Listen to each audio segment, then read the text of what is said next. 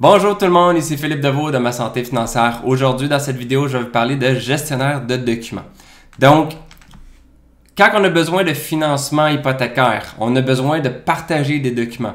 Quand on travaille en équipe, que ce soit dans votre entreprise, que ce soit en tant qu'employé ou tout simplement entre amis, vous avez besoin de partager des documents.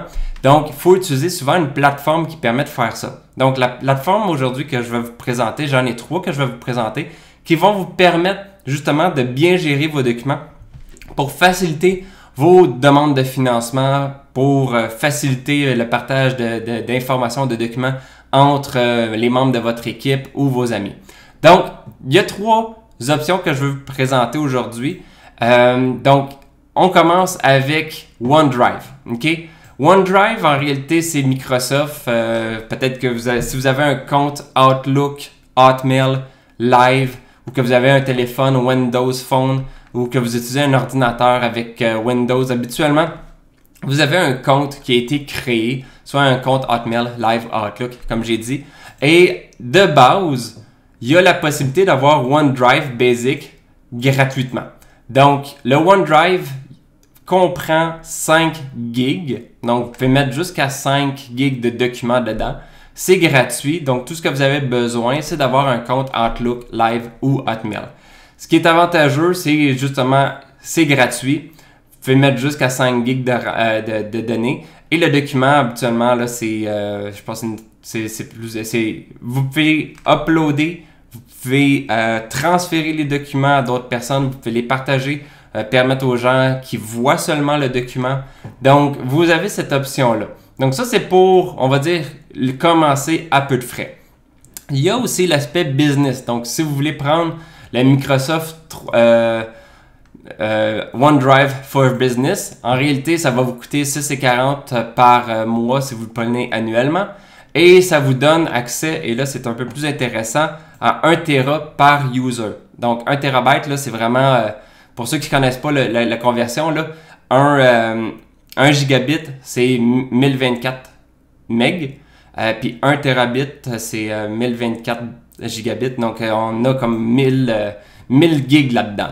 Donc, ça vous permet d'avoir accès à vraiment beaucoup de données. Donc, ceux qui sont vraiment pro Windows, qui ont la suite Microsoft 365, qui veulent l'utiliser, qui sont avec Windows, Windows Phone, qui ont déjà des comptes business, qui sont vraiment toutes faites avec Microsoft, ça pourrait être une option intéressante parce que de toute façon, vous l'avez déjà. Et ce qui est le fun de Microsoft, de OneDrive, c'est qu'un peu tout le monde a déjà un compte, soit Gmail, Hotmail, soit un compte Hotmail, Live ou Outlook. Donc, ça fait en sorte que quand vous allez partager à d'autres personnes les documents, il y a de fortes chances qu'il y ait déjà accès à un compte pour pouvoir y avoir accès et avoir la possibilité de soit modifier, visualiser ou partager ou redistribuer votre document, vos documents. Donc, ça peut être intéressant. Donc, la première option, c'est Microsoft. Ensuite, la deuxième option, c'est Google, avec Google Drive. Donc, Google Drive, c'est un peu le même principe qu'avec le Microsoft OneDrive. Si vous avez un compte Gmail, vous avez à 15 gigs gratuitement. La seule différence, là, le 5 gigs, ça paraît beaucoup plus intéressant que le 5 gigs, c'est qu'il ne faut juste pas oublier que le 15 gigs est réparti avec tous les produits Google. Donc, le Google Drive, Google Gmail, Google Photos. Donc, si vous partagez beaucoup de données ou beaucoup de photos via Gmail ou Google Photos, le 15 gigs est réparti. Donc, à ce moment-là, oui, 15 gigs c'est un peu plus, mais il ne faut juste pas oublier que si vous avez 5 gigs de photos et 5 gigs de courriel, ben, il vous reste juste 5 gigs là, pour le Google Drive.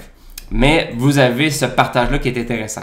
Et il y a la possibilité pour payer, mettons, 100 gigs, vous pouvez payer, mettons, 2,79 par mois. C'est sûr que c'est tout le temps avec prépayé là, annuellement. Ou 200 gigs ou 2 terabits. Donc, il y a la possibilité d'avoir ça avec Google. C'est Google One. Ça, c'est pour l'aspect personnel. Pour ceux qui veulent G Suite. Donc, ça, c'est Google Suite. C'est plus la version, on va dire, business de Google. Donc, ça vous permet d'avoir accès à beaucoup plus de choses, beaucoup plus d'options.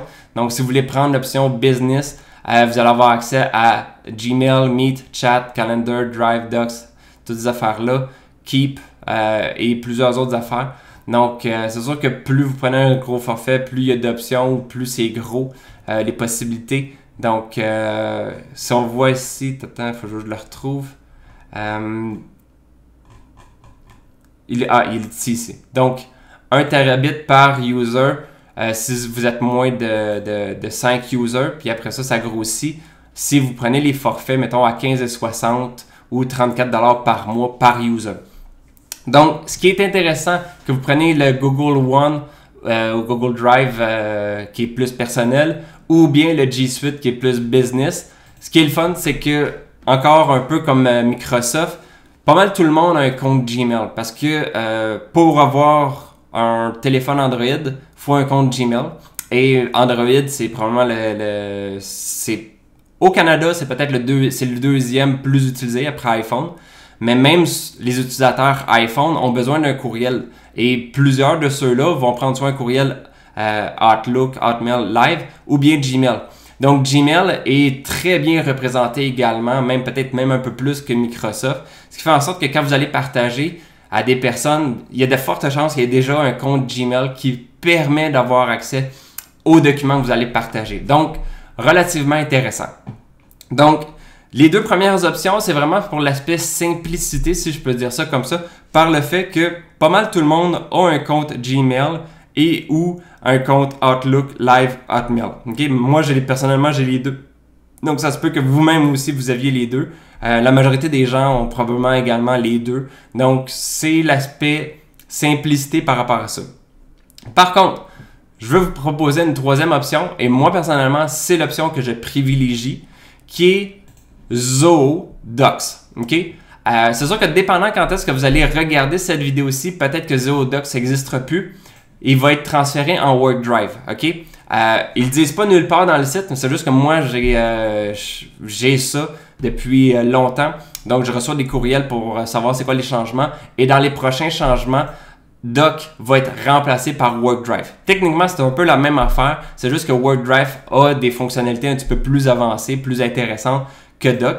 Mais pour commencer, Doc, si c'est encore l'option, vous pouvez le prendre à gratuit. Dans le courriel que j'ai reçu là, pour dire que Doc va être transformé en WorkDrive, il va y avoir une option gratuite également qui va se rajouter. Là, on voit des paiements ici, là, il n'y a pas de version gratuite, mais il va en avoir une quand que Doc va avoir été arrêté et transféré en WorkDrive. Il va se retrouver avec une version gratuite. Donc, encore une fois, Zoho Doc, ça permet d'avoir une option gratuite de gestion de fichiers. C'est un peu comme le OneDrive ou le Google Drive.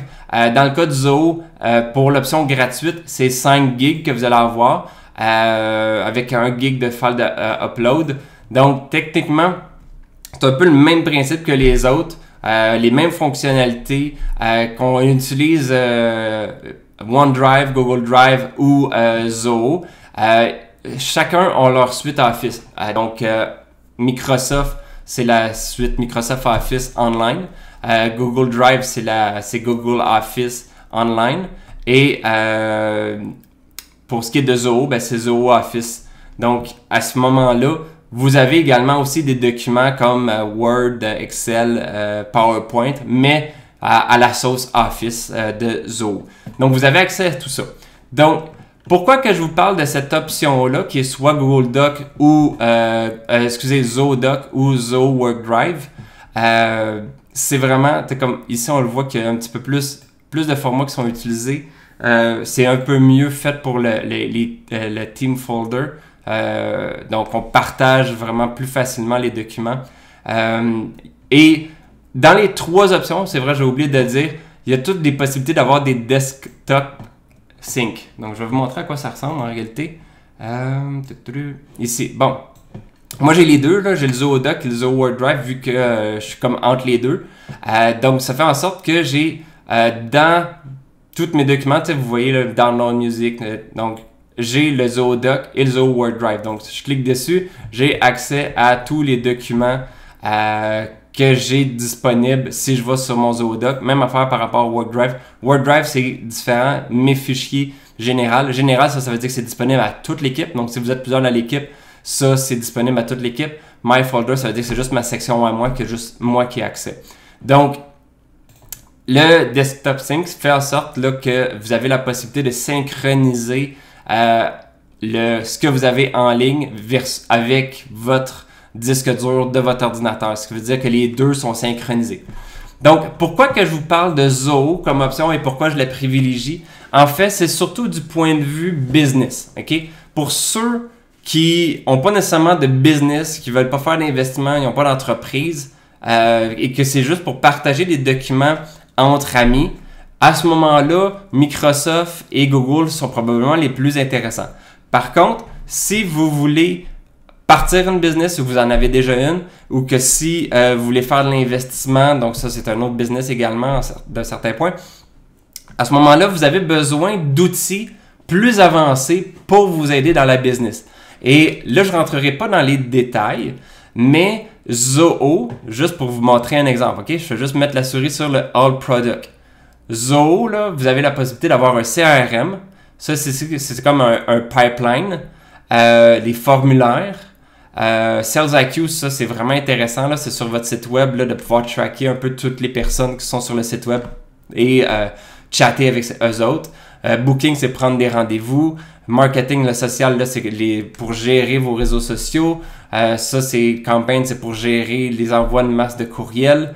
Passion, c'est pour savoir ce qui se passe sur votre site web également, mais juste lire la présence des gens. Finance, donc la comptabilité. Il y a Showtime pour pouvoir faire des présentations. Flow qui est de l'automatisation. Donc, il y a vraiment beaucoup d'options qui sont vraiment intéressantes. Il y a comme le email et un office qui est très important, le Zoho Mail, que je parle dans d'autres vidéos, qui est donc pour tout entrepreneur, je recommande d'aller voir Zoho Mail. Donc, techniquement, ce qui est le fun avec Zoho, ce qui n'est pas le cas avec Google puis Microsoft, c'est déjà en partant,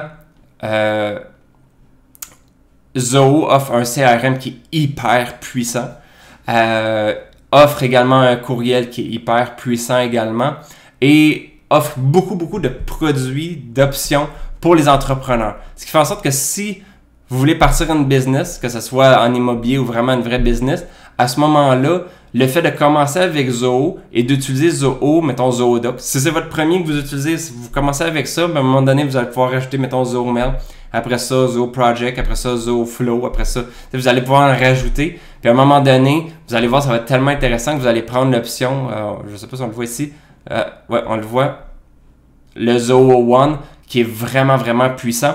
Et le gros avantage que vous allez avoir, c'est que toutes les applications vont être interreliées, ce qui veut dire que vous êtes dans le CRM, vous êtes capable d'avoir accès au courriel des gens, à savoir quand est-ce qu'ils ont été visités vos sites web, c'est quoi les documents que vous avez partagés avec eux, de voir c'est quoi les présences du site web, de voir les tâches qui sont à faire par ces personnes-là ou ce que vous devez faire. Donc, il y a vraiment beaucoup de synchronisation qui est possible de le faire.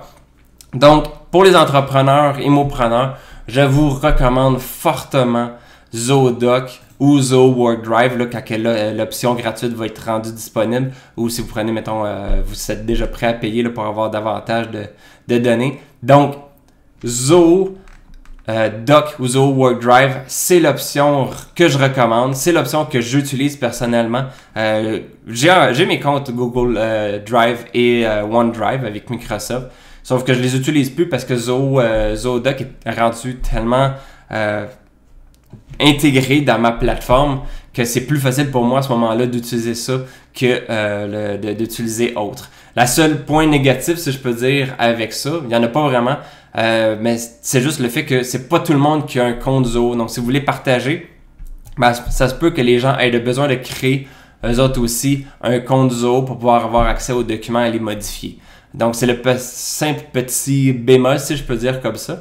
Mais sinon, autre que ça, vous allez voir, c'est n'est que du positif. Et pour ce qui est des prix, ils sont hyper avantageux aussi pour ça. C'est juste pour voir, là, c'est 8$ par mois.